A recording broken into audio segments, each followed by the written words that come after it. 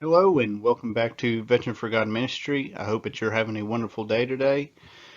I welcome you back to this mini-series. Today's episode is the second episode in this series, so let's get right into it.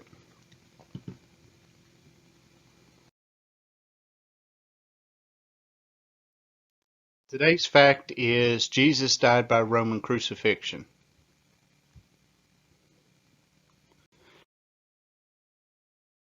Now, all four gospel accounts give the account of Jesus dying by Roman crucifixion. In Matthew, it's chapter 27, verse 32 through 56. Mark, it's chapter 15, verse 21 through 41. Luke, it's chapter 23, verse 26 through 56. And in John, it's chapter 19, verse 16b through 37. Other than the Bible, there are several ancient Christian sources who also discuss about Jesus being crucified, such as Ignatius, Arcedius, Justin Martyr, and more.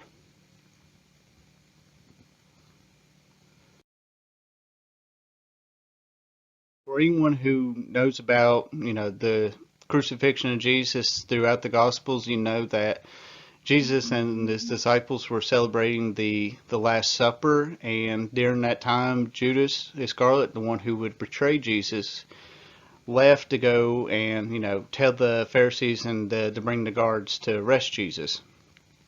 After that happens, we know that Jesus and the remaining 11 went to the Mount of Olives, and this is where Jesus prayed. Luke chapter 22 verse 44 says, "And being in anguish he prayed more earnestly, and his sweat was like drops of blood falling to the ground." Now this is a medical condition known as, and I apologize if I mess it up, hemohydrosis. What this is a medical condition where someone under extreme levels of stress starts sweating blood. So this isn't someone who, worried about college work or something like that. This is someone who is so worried, anxious, extreme levels of stress.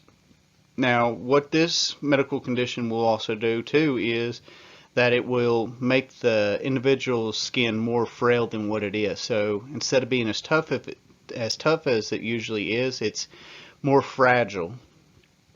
So after this, we know that Jesus was arrested and brought to the Sanhedrin and stood a Jewish trial. We know that in the four gospel accounts that Jesus was blindfolded, spit in his face, and struck with fists. Again, going back to that medical condition in Luke, Jesus' skin was more frail than what it was, so I would imagine, the being struck with fists, punched in the face and everything, it was probably causing more damage than what it typically would if, someone who's not under that medical condition.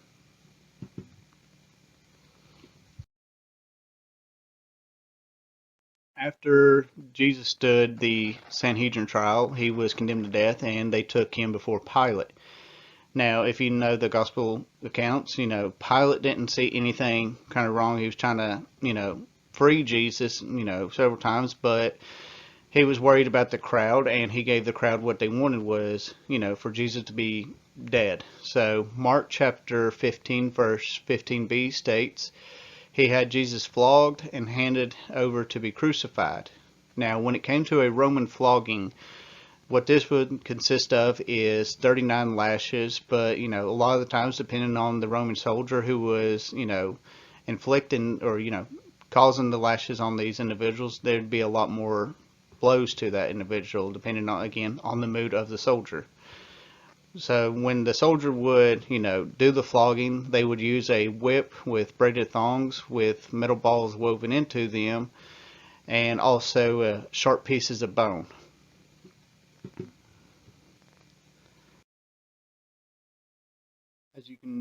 As you can tell from this photo, this is kind of what it would have looked like. They would have started from the top all the way down to the buttocks, and a lot of times all the way down to the legs. So again, look back at Luke. Jesus, under extreme stress, sweat and blood, making the skin more frail. So imagine now that whip and the metal balls and the sharp metal just tearing away at Jesus' back. It stated that a lot of the times, the sharp bones would just rip away flesh and everything, and a lot of the times, the muscle of the individual, the tissue, the veins, and a lot of the times the bowel of that individual would be shown, and it everything. It was just very cruel to look at. So if you ever seen Passion of the Christ or anything, it stated that they could not show truly how bad it really was.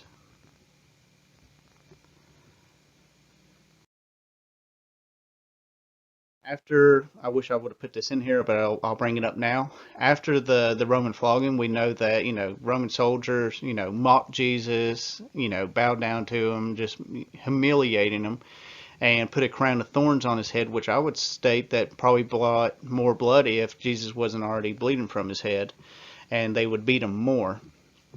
So after this, we know that Jesus was getting taken to Golgotha to be crucified. All four gospel accounts give a detail about the man named Simon from Cyrene. This states, a certain man from Cyrene, Simon, the father of Alexander and Rufus, was passing by on his way in from the country, and they forced him to carry the cross.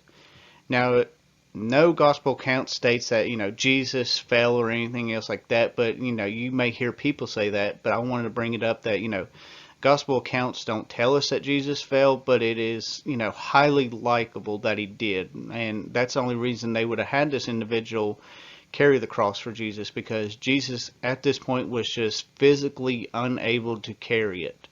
And, I've heard that, the beam could have been anywhere from 100 to, 250 pounds. So let's just say it's even 100 pounds. Jesus was just so physically unable to carry that. He's already, extreme levels of stress. I would say, exhaustion, dehydrated, and of course, the blood loss from the Roman flogging that he, just happened to him.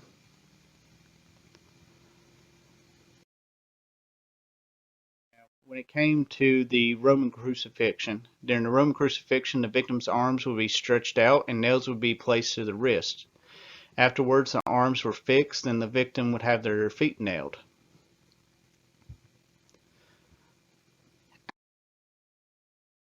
Alexander Mithril. If you've ever read The Case for Christ, this is, in that where Lee Strobel interviewed him talking about the Roman flogging and the Roman crucifixion. And he's discussing this about the wrist. This was a solid position, talking about the nail, that would lock the hand. If the nails had been driven through the palms, his weight would have caused the skin to tear and he would have fallen off the cross. So the nails went through the wrist, although this was considered part of the hand in the language of that day. And it's important to understand that the nail would go through the place where the median nerve runs. This is the largest nerve going throughout the hand, and it would be crushed by the nail that was being pounded in. Again, as he mentioned, in the language of that day, the wrist was considered part of the hand. Now, you've probably seen several pictures where it shows that, Jesus had the nail through the hand, or in movies or TV shows or anything.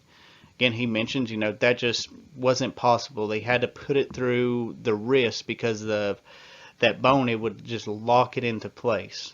Now, he mentions, too, the median nerve, that runs through the hand. It is stated that if you've ever hit your funny bone, which I think everybody has, just imagine taking that nerve that you just hit, for the funny bone, and taking a pair of vice grips and just clamping down on it as hard as you can and pulling and twisting and ripping it. When the nail would go through the wrist, this is, kind of like you hitting your funny bone, but 1,000 times worse. Also, too, there's a main artery in the wrist also. And, this kind of shows you the professionalism that the Roman soldiers had when they crucified people, is they know exactly where to place that nail where it wouldn't hit that vein, because again, Roman crucifixion was supposed to be a very long and painful experience. So if they would hit that nerve, they would have bled out within just a couple of minutes. He continues on by saying, first of all, his arms would have immediately been stretched, probably about 6 inches in length, and both shoulders would have been dislocated. Now, just imagine, having your arms like this already, just stretching as far as you can, and just being dislocated more, 6 inches and stretched out. And this is going to be an important detail to remember going further when we're discussing about the evidence of the Roman crucifixion.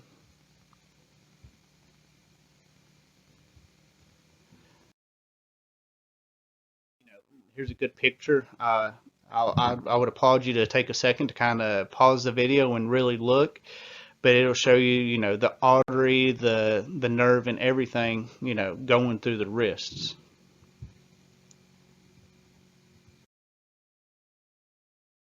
And, of course, here it's showing, going through the foot. I'm sorry that it kind of cut out some of the picture, and it shows, the artery or the nerve that it went through. But again, I would applaud you to kind of pause and kind of really look at this.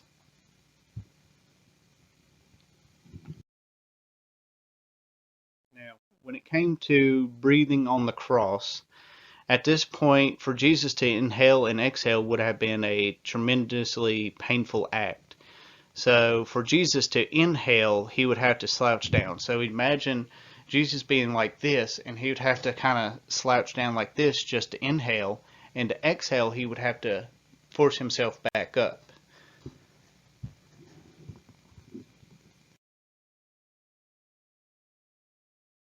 In this picture, you'll see this. So again, Jesus has to slouch down just to inhale, and he has to extend himself back up just to exhale again.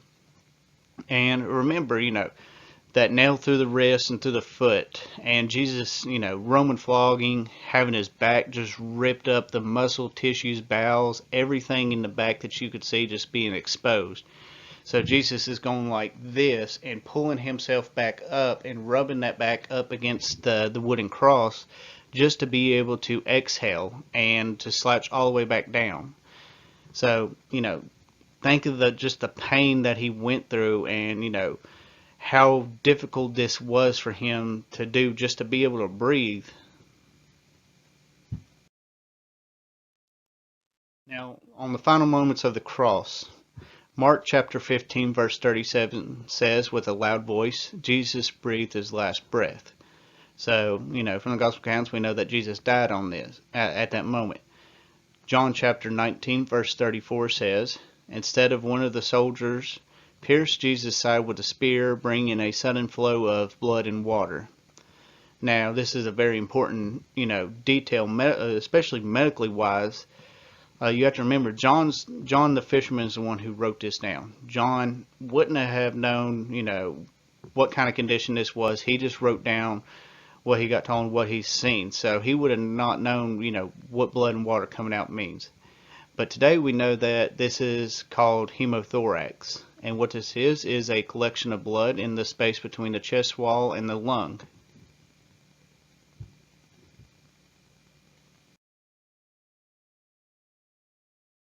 So here on this picture, it'll show, the piercing going, the spear going through Jesus' side. So on the right side, it would go from, right up in the side and go up. So the picture shows, it's piercing the right lung and into the heart. So, looking at this, what this would do is, the right lung would collapse, and, that left lung's working a lot harder now, and with that right lung collapsing, it's putting a lot of pressure on the heart. And just imagine Jesus' heart, through the stress he's going through, it's pumping 100 beats per second probably.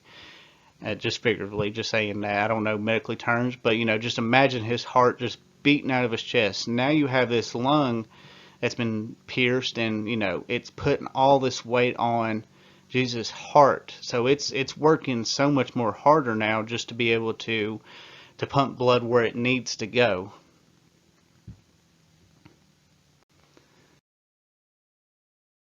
So when it came to the final result, we know that, from the Gospels, that Jesus died on the cross. Now, the Journal of American Medical Association did an article back in 1986 titled "The Physical Death of Jesus Christ." They stated, Jesus of Nazareth underwent Jewish and Roman trials, was flogged, and was sentenced to death by crucifixion. The scourging produced deep stripe-like lacerations and appreciable blood loss, and it was probably set the stage for hypovolemic shock, as evidenced by the fact that Jesus was too weakened to carry the crossbar to Golgotha. At the site of the crucifixion, his wrists were nailed to the pedalum, and after the pedalum was lifted onto the upright post, his feet were nailed to the stipes. The major pathological effect of crucifixion was an interference with normal respirations. Accordingly, death resulted primarily from hypovolemic shock and exhaustion and asphyxia. Jesus' death was ensured by the thrust of the soldier's spear into the side. A modern medical interpretation of the historical evidence shows that Jesus was dead when taken down from the cross. Now, this is just kind of like a little part of this. If you want to look more into the medical side of Jesus' death, I would definitely recommend you look up this article. All you got to do is just type in JAMA, the physical death of Jesus, and it'll show up. Again, I would recommend you, if you want to know, the deep medical part of it, I would definitely recommend, looking at this.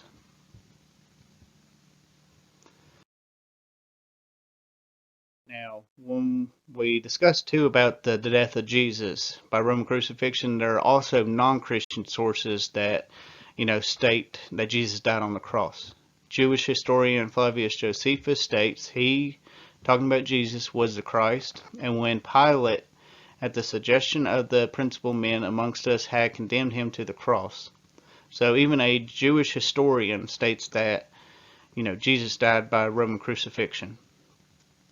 Roman historian Tacitus also states, therefore, to stop the rumor, Nero substituted a culprit and punished in the utmost refinements of cruelty a class of men, lost for their vices, whom the crowd styled Christians. Christos, and right here he's talking about Jesus, the founder of the name, had undergone the death penalty in the reign of Tiberius by sentence of Procurator Pontius Pilate, and the pernicious superstition was checked for a moment, only to break out once more, not merely in Judea, the home of the disease, but in the capital itself, where all things horrible or shameful in the world collect and find a void. These were just two, historians. They're not Christians, nowhere close to it, but they write down, historically what happened to Jesus, and other than them, there's other, non-Christian sources that will also state this. When it came to the death of Jesus, Bart Ehrman, who is, a modern New Testament scholar, he is a non-Christian. He states that, by the earliest accounts of Jesus' death, we know that he died within 6 hours. Now, in the first video, that I mentioned that I would use the facts and evidence to disprove either the swoon theory or the hallucination theory.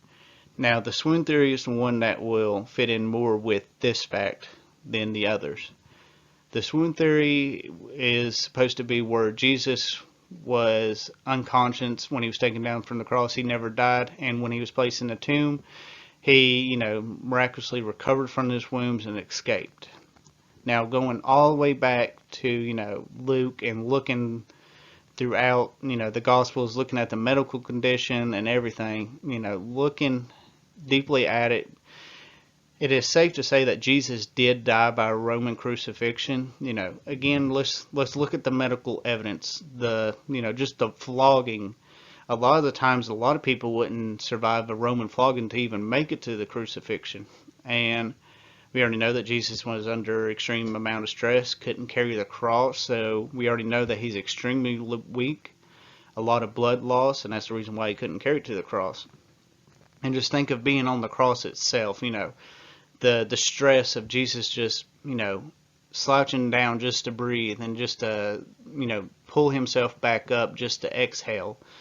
A lot of times that, that's what would kill, individuals who were being crucified, was that. And, Jesus being a weakened state, that's the reason why he died a lot sooner than what a lot of other people, would die. But let's look at the spear. Let's just imagine that he didn't hit the heart. It just went through the lung, you know, and he died. There's just no clear medical reason to even suggest that Jesus survived this. So, when he was placed in the tomb, he was dead. That was it. Roman soldiers were professionals. They made sure he was dead. As you know, in the gospel accounts, that they broke the other two individuals who were crucified on the left and right of Jesus. They broke their legs because of, the Passover coming the next day, and the Pharisees didn't want them to be there. But when they got to Jesus, they already stated that he was dead, but they made sure by, piercing through, Jesus' side, through the lung and into the heart. So they made sure he was dead before he got off there. And, if somehow he survived and wasn't dead, then those who, the Roman soldiers who were there would be crucified themselves. So there's just really no clear medical reason to even suggest that Jesus survived the crucifixion. Now there's another theory. I do not know the name. I call it the Romeo and Juliet theory. And what this suggests is that, Luke the physician, as we can tell from, being the author in Luke and Acts, gave Jesus, some medical stuff to make it look like he was dead. And again, this is the reason why I call it the Romeo and Juliet theory. But they believe that, Luke gave him some medical stuff. It made it look like he was dead, and they took him off the cross, and when he got back to the tomb, he survived. Again, let's just even suggest that, let's look at, that Luke did this, that he gave him something medically wise to help, make it look like he was dead. Jesus went through the Roman flogging, torn up back and everything, just to breathe on the cross, pulling himself up, slouching down. And of course, looking through the spear through the side, going through the heart and the lung. So, if somehow it made it look like he was dead and he was taken down and somehow gain conscience back in the tomb, Jesus was going to be dead within just a short amount of time. From the gospel accounts, we know that, after 3 days, women came to the tomb to look and the door was open and stuff like that. But this will be, discussed later on. But, that 3-day period through the medical, physical harm that Jesus, endured, there's just no way that he could have survived that. But, going back to the swoon theory, they believe that, recovered from his wounds. Now, again, Jesus' arms were dislocated. So try to, you cannot push away hundreds of pounds of a rock out of the entrance of the tomb just to get out. There's no way that, I would even suggest there's no way that Jesus could lift his arms to do that. And, torn up back. But let's look at the feet, nailed through the feet. There's no way that Jesus would even be able to stand on his own 2 feet to be able to push that away. So looking at it medically and just, real common sense, there's no way that Jesus survived the Roman crucifixion. I believe it's historically, stated that Jesus died. And again, there's Christian and non-Christian scholars who accept that Jesus died by Roman crucifixion. Now to mention, another thing too, in Islam they state that Jesus never died and only assumed that he did. Now, the problem with this is that Islam came, I think, 600 years after the Roman crucifixion of Jesus. Now, looking at it historically, that's too far from the event to really, give it credibility. So that's where I would kind of say, nah, this couldn't have happened. 600 years, that's way too far. When we have accounts of, Jesus dying by Roman crucifixion within 20 years. But, where they state that Jesus never died, it only assumed. Some will say that, it made it look like, someone took his place. Now, again, Roman soldiers were trained killers. So if someone somehow, between the Roman flogging and to the crucifixion, that someone switched places with Jesus, which I highly doubt that could even happen. Just think of, what would have happened to them, if they let someone down off the cross before they were dead, and they somehow survived, they would be crucified. So even just imagine this: if they crucified the wrong person, they themselves would be crucified. So the Roman soldiers would have known, this is the man who's going to be crucified. And, again, that's just the medical evidence, the facts, the history, everything just disproves the swoon theory and what Islam states about the Roman crucifixion of Jesus.